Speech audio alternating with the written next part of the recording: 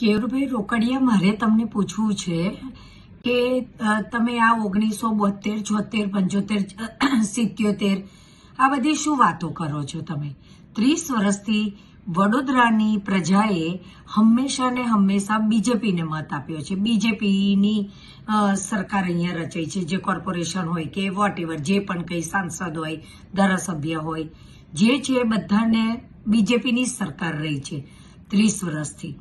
ગુજરાતમાં 30 વર્ષથી ભાજપની સરકાર છે, બરાબર?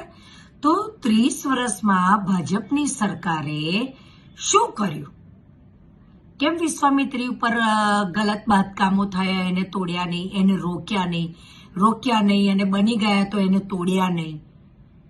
હવે આ બધી ફલાના ઢીમકાના બધી વાતો બંધ કરી દો. તમે આ બધા જ આપણે ભાજપના કાર્યકર કહેવડાવવામાં હવે શરમ આવે છે. લોકો મારવા દોડે છે અને લોકો ગાળો આપે છે. તમને કંઈ સમજ પડે છે? તમે લોકોની લાગણીઓ સાથે ખેલ કરો છો.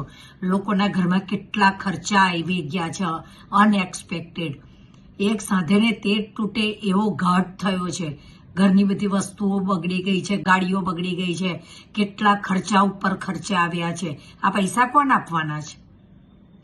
તમે બધા ચૂંટાયેલા તો કૌભાંડો કરીને પૈસા ભેગા કરી લેશો. અમારે જેવા નાના સામાન્ય માણસો અમે શું કરવાના છીએ? એટલે આ બધું ફલાના ઢીમકાના બંધ કરો. એકબીજાની ઉપર દોષારોપણ કરવાનું અને વિશ્વામિત્રી ઉપર બાંધેલા ગેરકાયદેસર બાંધકામોને તોડો, અગર હિંમત છે તો. બરાબર? અગર હિંમત છે ને તો એ તોડો અને વિશ્વામિત્રી નદીને ઊંડી કરો અને આ કાયમનું સોલ્યુશન લાવો. અને આખું વડોદરા ખડોદરા બની ગયું છે, એને સુધારો.